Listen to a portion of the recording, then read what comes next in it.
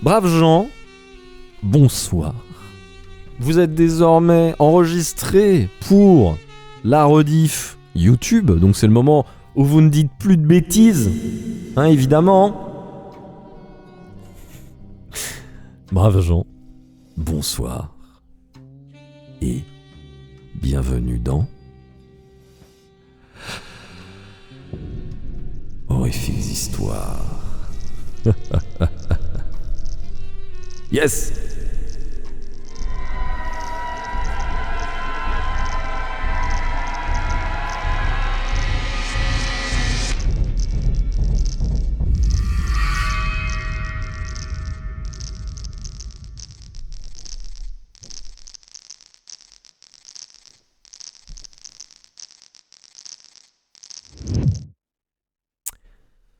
Braves gens, ce soir, dans Horrifiques Histoires, je vais vous lire encore une nouvelle suisse, n'est-ce pas? Et cette nouvelle n'est autre que La montagne vorace, une nouvelle de Sarah Schneider. Braves gens. Bonne écoute.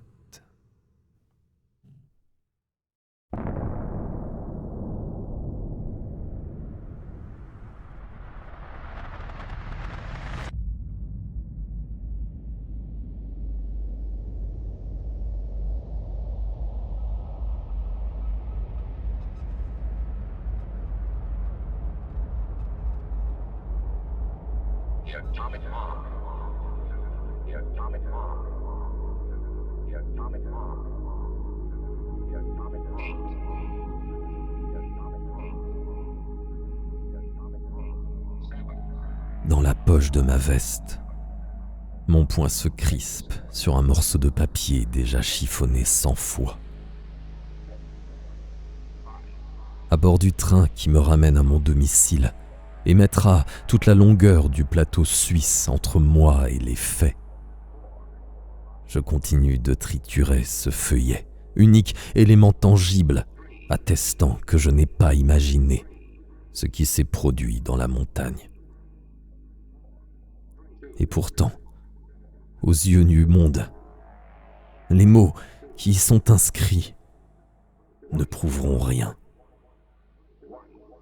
Je suis le seul à comprendre qu'il peigne entre mes omoplates une cible si large que l'éloignement n'y changera rien.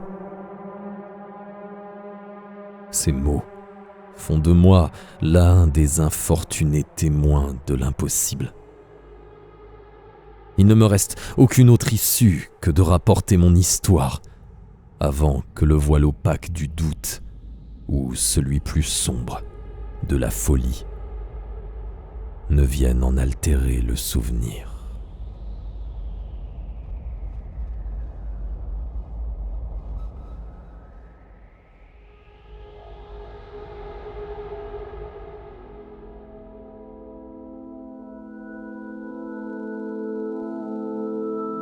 Mon voyage dans les franches montagnes fut initié par la lecture d'un article dans le journal 24 heures le 1er septembre 1989.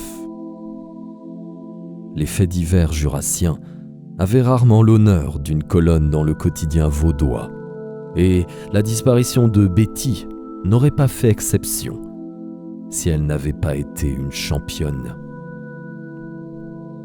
Les mois compréhensibles causés par le malheureux événement dans cette population rurale au tempérament exalté traversa les frontières du jeune canton pour bouleverser toute la Suisse romande.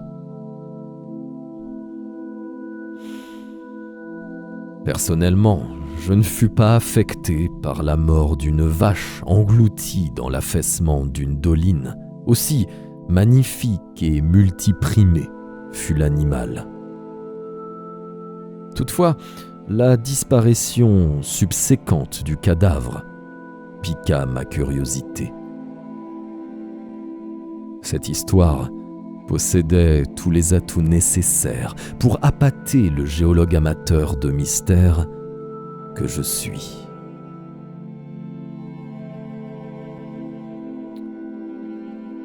Au sein de la communauté scientifique, la formation de ces creux nous est bien connue. L'érosion par l'eau du sol calcaire, typique de la chaîne du Jura, crée ces cuvettes que les autochtones nomment emposieux. Leur effondrement peut faire apparaître de véritables gouffres où le bétail a parfois le malheur de s'enfoncer. La lecture de cet article suscita mon intérêt au point d'envisager une semaine de vacances dans les franches montagnes. Le temps s'annonçait brumeux sur les berges du Léman et mon poste à l'université de Lausanne me laissait libre jusqu'à la mi-septembre. Je n'hésitais donc que très brièvement avant de me procurer un billet de train à destination du haut plateau jurassien.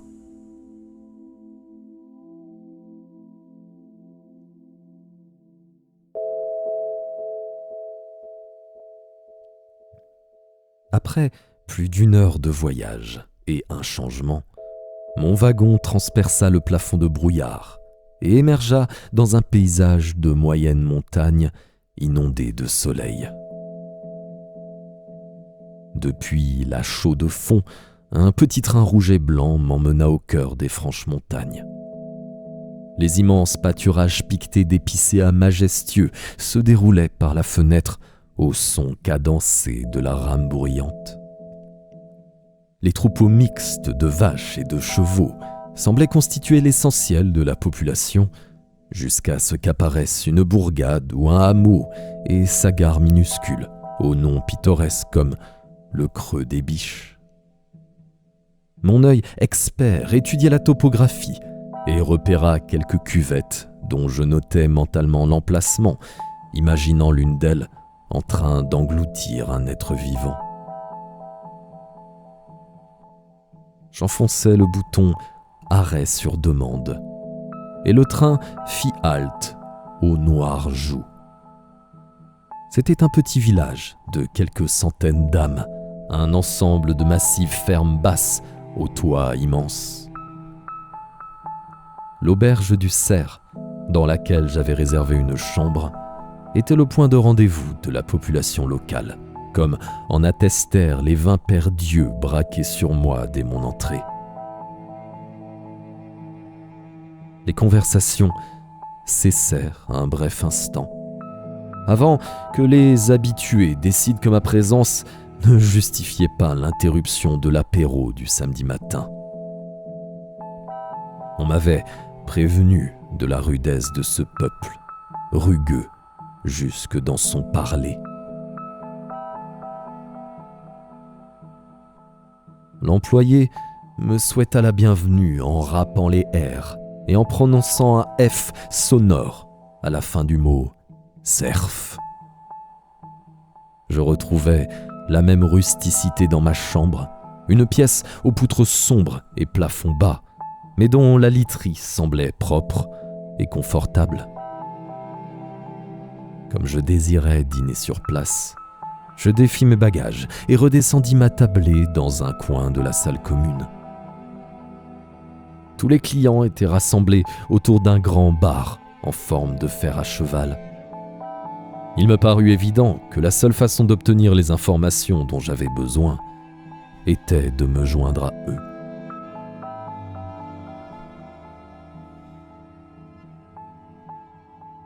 « Puis-je m'asseoir » demandai-je en m'approchant d'une chaise haute encore libre.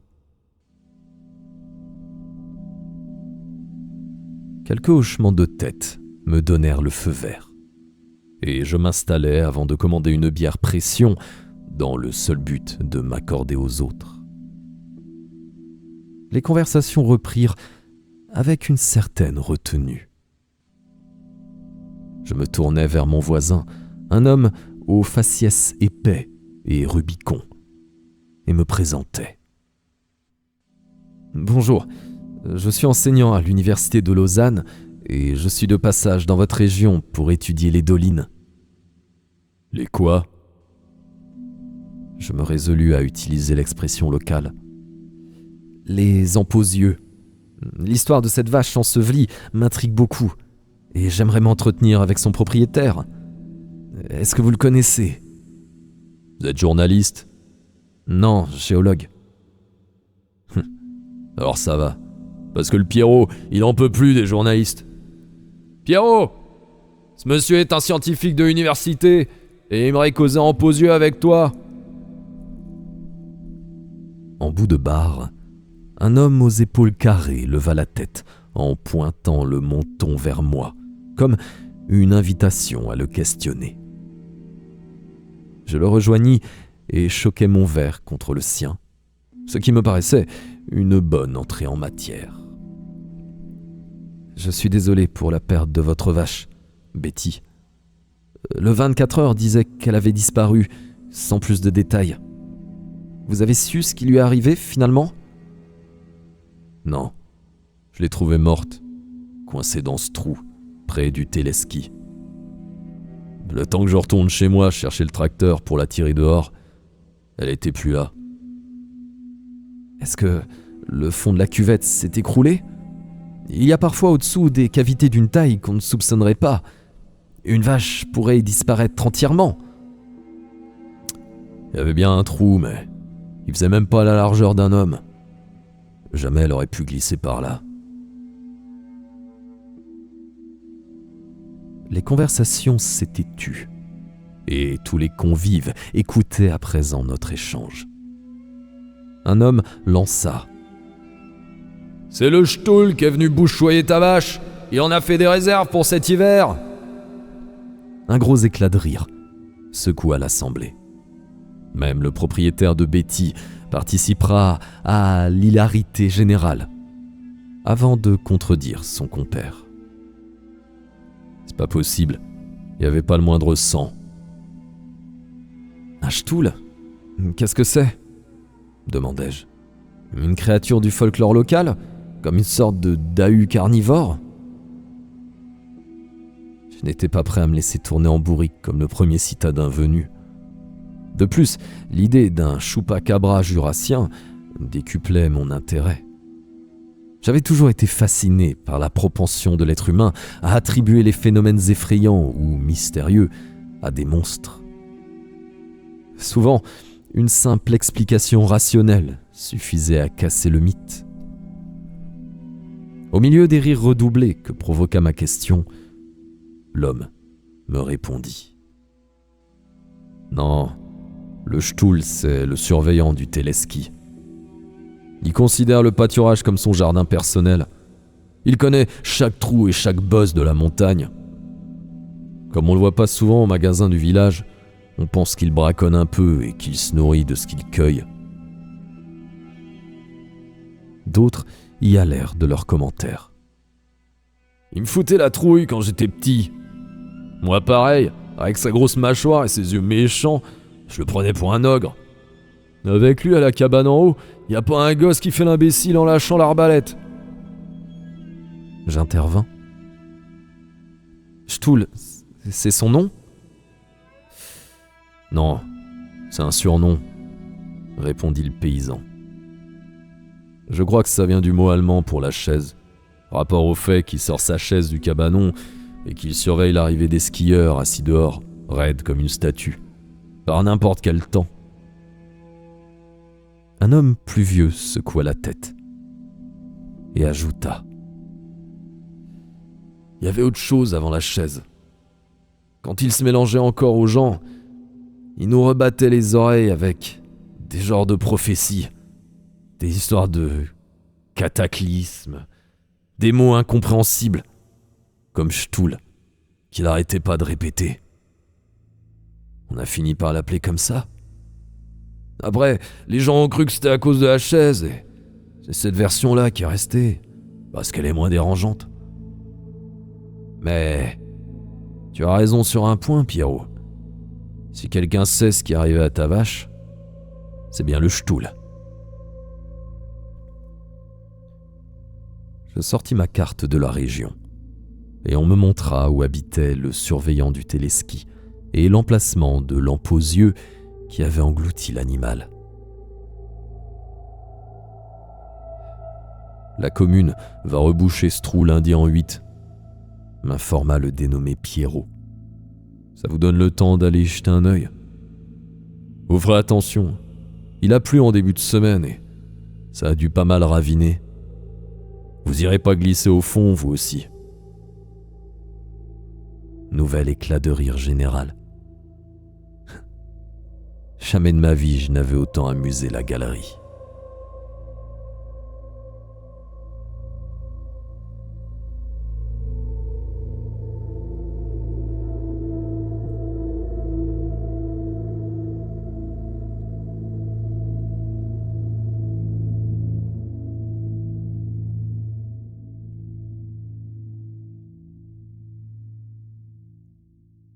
La maison du fameux Stuhl était la dernière du hameau situé au pied du téléski.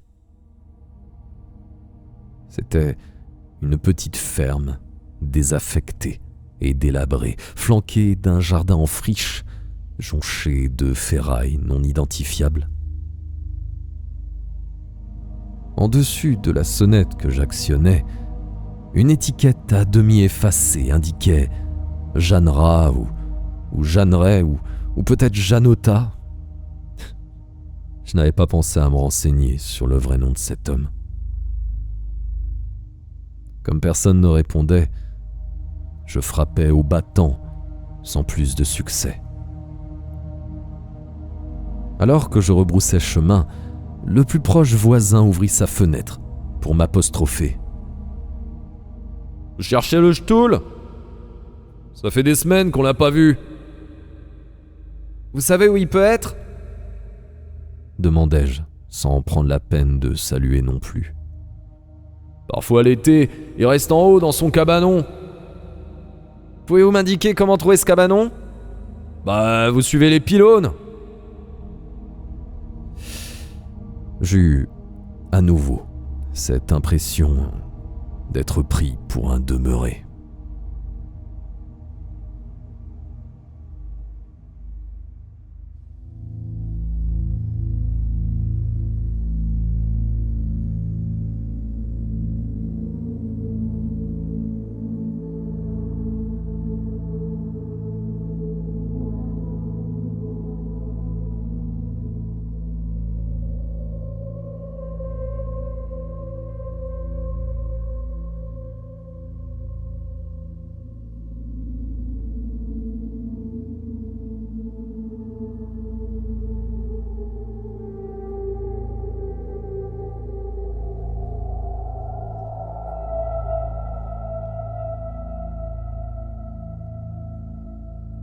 Lampe aux yeux se trouva à une centaine de mètres du départ des remontées mécaniques. Les banderoles de plastique qui délimitaient le périmètre dangereux se repéraient de loin. Je décidai de m'y rendre avant d'entamer l'ascension. Je me tins prudemment derrière la barrière et observai ce magnifique exemple de doline d'effondrement. Le pâturage s'était déchiré et une surface circulaire de 3 mètres de diamètre s'était enfoncée quand le toit d'une cavité sous-jacente avait cédé. La terre et la roche avaient été avalées par une ouverture plus large que ce qu'on m'avait décrit. Dans l'intervalle, la pluie avait dû en éroder les bords. À présent, l'orifice aurait certainement laissé passer un homme. Je sortis une lampe de poche de mon sac à dos et éclairai le fond du gouffre. Je n'aperçus rien d'autre que des éboulis. Il aurait fallu se glisser à plat ventre jusqu'à l'ouverture pour espérer en distinguer plus, ce que je n'étais pas disposé à tenter. Je constatais toutefois qu'aucun indice ni aucune trace ne laissait penser qu'une vache y était morte, et encore moins qu'elle avait été engloutie plus profondément. La piste du Stuhl semblait dès lors la plus prometteuse. Je pris quelques photos, rangeai mon matériel et m'élançai dans la grimpée des remontées mécaniques. Le domaine skiable était de taille très modeste. 4 ou 5 pistes qu'on devait dévaler en quelques minutes. En gagnant de la hauteur, je m'aperçus que la doline de Betty était la dernière d'un ensemble de cuvettes herbeuses moins profondes et parfaitement alignées, s'étalant jusqu'à la limite de ma vision.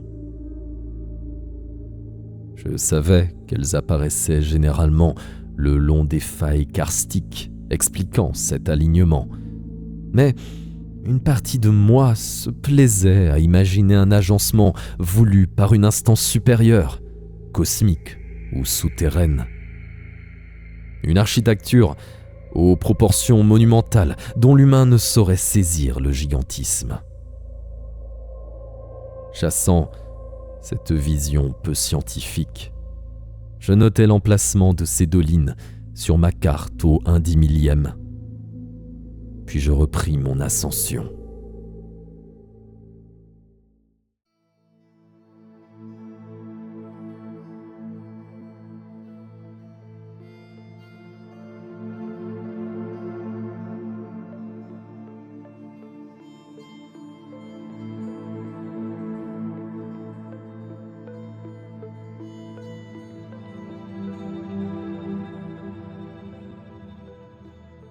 J'atteignis le sommet de la montagne vers la fin de l'après-midi. Dans mon dos, en contrebas, le village des Noirejoux tapissait le fond de la combe, distant de 2 ou 3 kilomètres. Je ne devais pas trop m'attarder, sous peine de devoir rentrer de nuit. Le cabanon était une construction en bois d'environ 6 mètres carrés, à la porte de laquelle je frappais. L'absence de réponse me décida à abaisser la poignée. Le battant s'ouvrit et une bouffée de puanteur m'assaillit, celle de corps sales et de vieille urine. La pièce ne contenait rien d'autre qu'une table, une chaise et quelques boutons de commande destinés à manœuvrer les remontées mécaniques. Une vieille couverture jetée en boule dans un coin laissait penser que son occupant y dormait à même le sol, comme une bête. Et pourtant, les papiers et stylos jonchant la table témoignaient d'une certaine érudition. La main devant le nez, je m'aventurais à l'intérieur pour les étudier.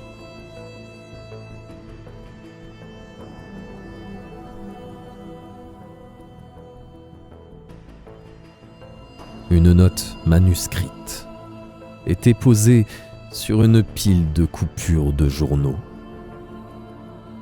Il s'agissait d'une liste dont certains mots étaient barrés, d'autres non. La cavalière et son cheval, le fêtard de la buvette, le gourou canadien, le professeur genevois, la randonneuse pieds nus, le champignonneur halluciné, la vache Betty. Et étaient barrés la cavalière, le fêtard de la buvette et le champignonneur halluciné. J'étudiai ensuite les articles de journaux. Ceux du dessus traitaient de l'incident de la vache. Les suivants signalaient des disparitions. Quelquefois, une brève chronique annonçait que la personne était réapparue. Je tirai la chaise à moi et, à présent peu soucieux de l'odeur, je me plongeais dans le détail des articles.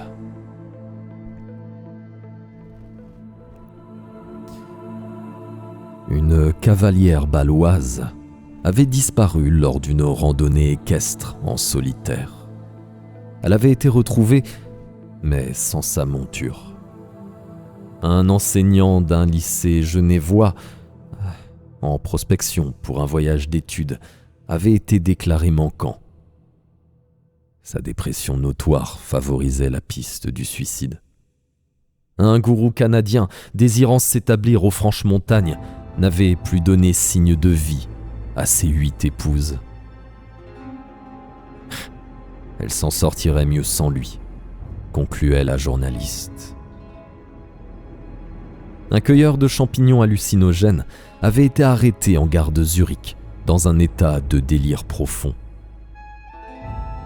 Il avait en poche un billet de train poinçonné Zurich, les noirs jouent Zurich. Un fêtard avait faussé compagnie à ses amis lors d'une beuverie organisée à la buvette du téléski, puis refait surface après 2 jours passés chez une jeune femme de la région. Quant à la randonneuse pieds nus, l'enquête ne parvenait pas à déterminer si elle avait bel et bien foulé le sol franc-montagnard avant de s'évanouir dans la nature. Le lien avec la liste manuscrite me parut dès lors évident. Seules les personnes et les animaux dont on connaissait le sort étaient tracés. Pour les autres, le mystère de leur disparition restait entier. Certains visiteurs avaient peut-être séjourné à l'auberge du Cerf avant de se perdre à tout jamais dans les pâturages. Et cet homme, le Ch'toul, répertoriait les cas comme un enquêteur macabre. Je craignis qu'il me découvre fouiller dans son cabanon. Je copiai la liste dans un carnet que je gardais dans ma veste. Et je sortais à la hâte.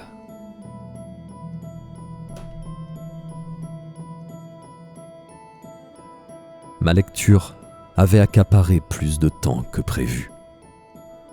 Le début de soirée avait déjà relégué le soleil aux marges du ciel, et les sapins projetaient d'immenses ombres pointues.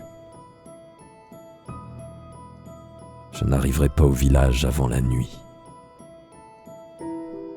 Je m'élançai dans la pente, entre les pylônes, à la limite de courir. Sous les arbres, l'obscurité gagnait lentement la partie. Concentré sur mes pas, je repérais néanmoins un mouvement derrière les troncs, puis une silhouette sombre, massive, qui semblait se déplacer à la même vitesse que moi. J'accélérai encore l'allure, au risque de trébucher. La chose en fit autant.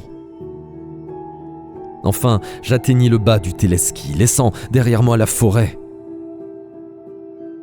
Me retournant, je distinguai une forme humaine, aux épaules disproportionnées et larges cou, qui se tenait à la lisière des bois, en paraissant m'observer, avant de s'enfoncer dans les taillis pour y disparaître.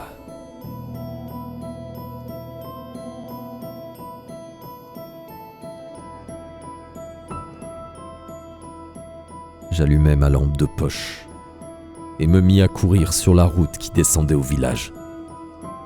Je ne ralentis qu'à l'oreille des premières maisons, à la lueur des réverbères, épuisé. Arrivé à l'auberge, je passai par la salle du restaurant pour commander un sandwich à manger dans ma chambre. Des villageois étaient à nouveau massés au bar, les mêmes exactement. « Alors, vous avez trouvé le Ch'toul ?» lança l'un d'eux. « Non, il était absent, » répondis-je, souhaitant couper court. « Et la vache ? Vous avez trouvé la vache ?» Rire général. Les accents moqueurs ne m'échappèrent pas. Je pris mon sandwich et m'éclipsai dans ma chambre. Je retrouvai enfin la tranquillité nécessaire à la réflexion. La présence sur la liste de la vache Betty liait sa disparition à celle de ces personnes ou, inversement, liait celle de ces personnes aux emposieux. Je sortis ma carte, contemplai la rectiligne des dolines recensées et me résolus à poursuivre cet inventaire, en restant loin du cabanon. Je séparais le périmètre en plusieurs zones que j'explorais jour après jour. Chaque fois que mes recherches me menaient vers une ferme isolée ou que je rencontrais un paysan, je requérais de l'aide pour situer les cuvettes les plus remarquables du secteur. « Ah, c'est vous le géologue ?» me répondait-on avant de me renseigner avec un air goguenard.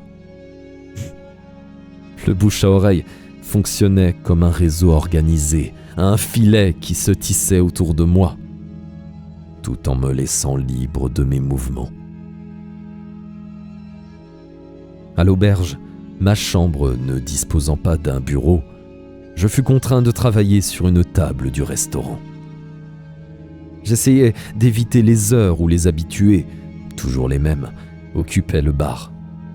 Mais j'avais beau entrer dans une salle vide, l'un d'eux surgissait systématiquement quelques minutes plus tard et me lançait un « Ça va, professeur ?» où le cynisme n'était même plus masqué.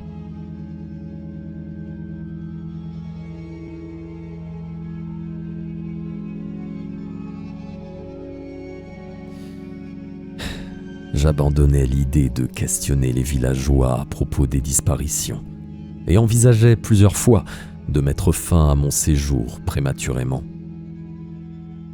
Ce qui me retenait était l'esquisse chaque jour plus précise d'une disposition étrangement symétrique des dolines.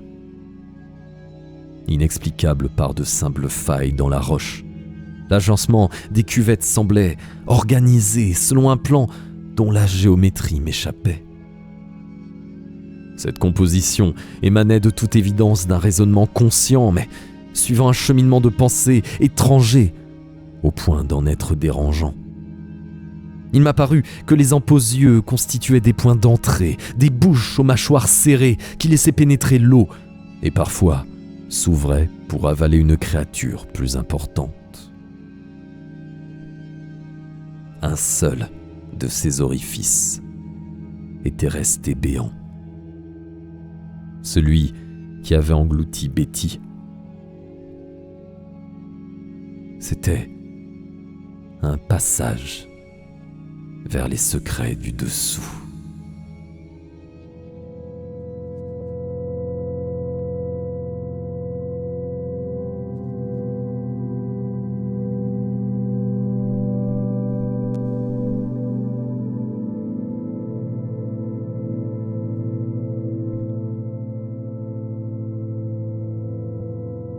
Outre la proximité inquiétante du Stuhl, le danger d'y descendre seul m'avait dissuadé.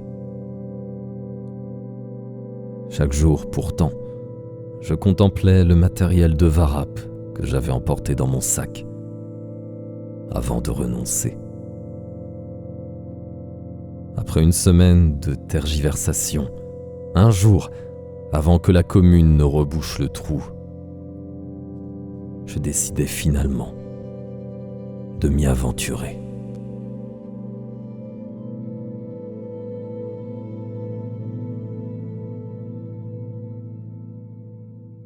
Équipé d'un baudrier, d'un casque à lampe frontale et auto-assuré à un arbre voisin, je descendis en rappel jusqu'au fond de la cuvette.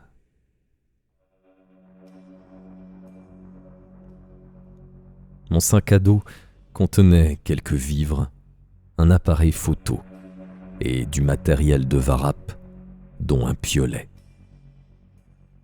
J'avais glissé un stylo et mon carnet de notes dans ma veste, à côté de mon portefeuille. Devant la gueule du gouffre, mon cœur sembla remonter dans ma gorge, où il palpita violemment. L'appel de l'étrange supplanta la crainte, et je me faufilai dans l'orifice. Mes pieds glissèrent sur des éboulis, et seule ma corde me retint de dégringoler. Au début, mes épaules s'insinuèrent facilement dans l'entonnoir. Puis l'ouverture se resserra. Sentant avec mes jambes que l'espace s'élargissait ensuite, je fermai les yeux et forçai mon passage vers l'en dessous.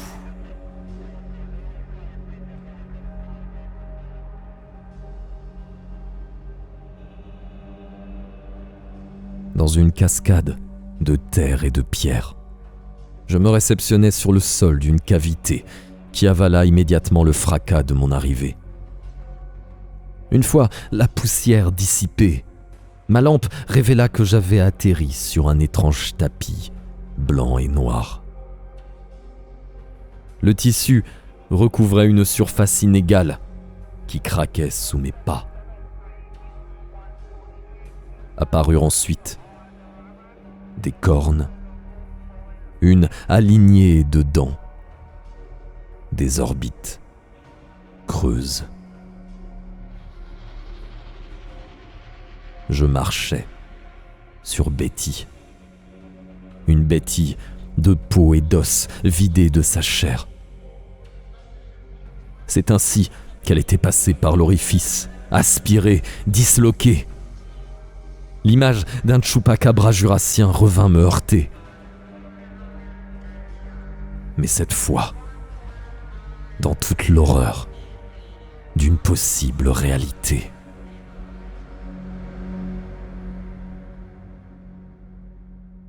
Il fallait que je sorte. Je me précipitais vers l'ouverture, pédalant des 4 membres dans les éboulis pour tenter de remonter, sans succès, avant de me souvenir que j'étais harnaché. Lorsque je tirais sur la corde pour m'y hisser, elle me tomba sur la tête. J'en examinais l'extrémité. Elle avait été sectionnée, coupée net. Un méfait du Ch'toul ou des habitants qui se jouaient de moi. Je hurlais et bataillais contre les éléments, mais j'étais coincé. Du moins jusqu'au lendemain, quand on viendrait reboucher le trou et qu'on m'entendrait, j'espérais, appeler au secours. Je me laissais glisser contre la paroi et ma lampe éclaira le mur opposé de la cavité. À ma grande surprise, une ouverture s'y profilait, haute et large comme un homme de petite stature.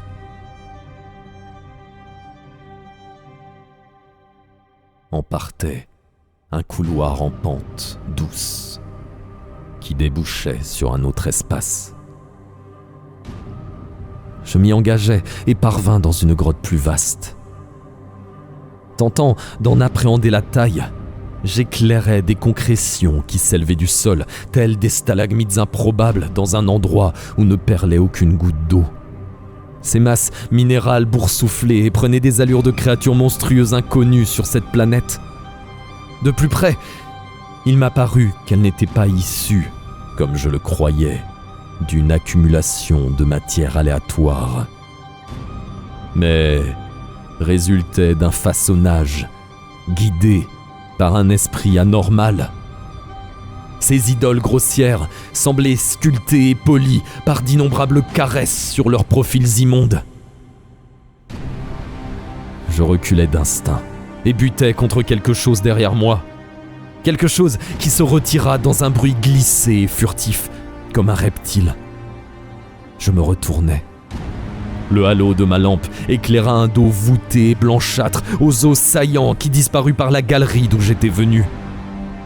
Cette créature avait dévoré Betty et je me retrouvais coincé sous terre avec elle. Je sortis mon piolet du sac et étudiai mes options avec le peu de réflexion qu'autorisait mon affolement.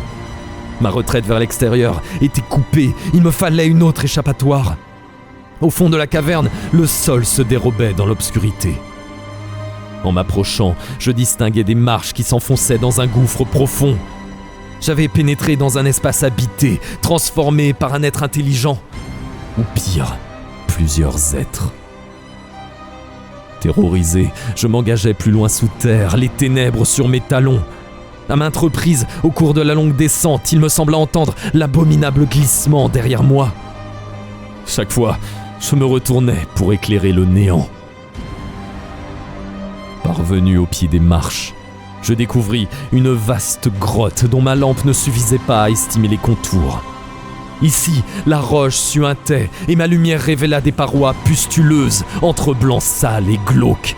Des amas de stalactites pendant comme des papilles sur une tête d'une hideur à vomir. Ma terreur et la folle panique qui me gagnait provoquaient-elles ces visions de cauchemar ? Ou cet endroit avait-il été façonné à l'effigie d'une idole abominable que ceux de la surface avaient la chance de ne pas connaître ? Soudain, un visage surgit dans le halo. Une gueule, plutôt. Un museau sans lèvres, saillant d'un crâne blanc et glabre, aux yeux exorbités. Je le frappais de mon piolet et manquais mon coup. On m'attrapa par derrière et je me libérais en sacrifiant mon sac. Je reculais jusqu'à sentir un mur dans mon dos, ma lampe et mon arme balayant l'espace devant moi. Les glissements dans l'obscurité révélaient la présence de plusieurs créatures. Mon esprit affolé lista leur probable identité. Le gourou canadien, le professeur genevois, la randonneuse pieds nus.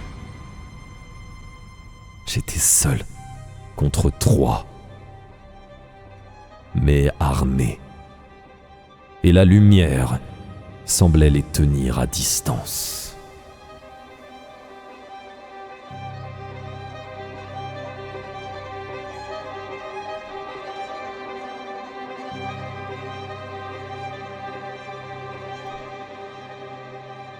Je me déplaçais latéralement, le dos contre la paroi, à la recherche d'une issue providentielle.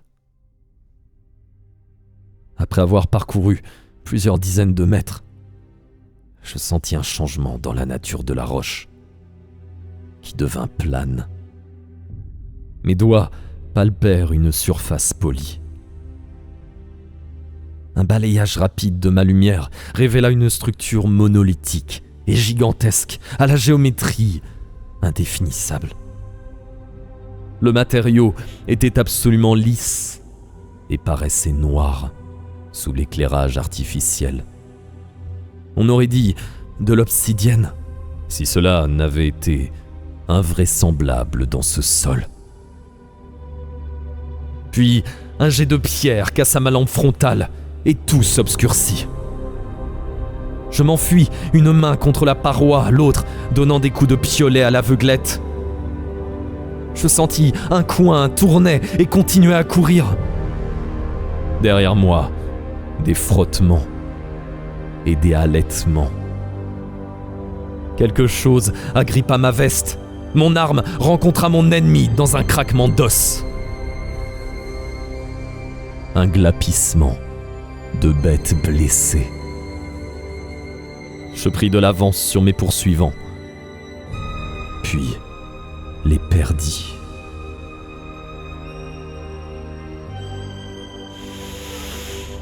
Il me semblait errer indéfiniment dans un labyrinthe de couloirs, sans qu'à aucun moment, dans ce noir d'encre, je ne trouve un nouvel escalier ou une voie ascendante. Alors que l'espoir m'avait abandonné, l'obscurité vira au gris sombre. Puis, une lueur me guida vers un passage étroit, une fente entre les rochers.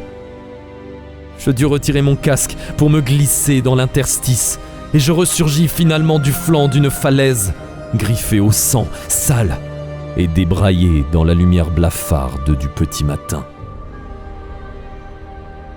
J'avais passé la nuit sous terre. Plusieurs nuits, peut-être.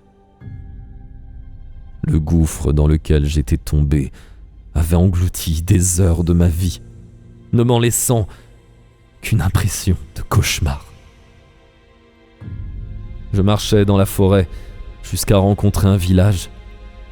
Les habitants qui partaient travailler me jetaient des regards méfiants, comme si je représentais le danger, alors que l'horreur se terrait dans la montagne. Dans leur montagne. Par chance, L'endroit était doté d'une gare. Son nom m'indiqua que je ne me trouvais plus aux franches montagnes. J'avais progressé sous terre jusqu'au vallon voisin, dans le Jura bernois. J'allais pouvoir rentrer chez moi, abandonnant sans regret quelques affaires à l'auberge des Noirejoux.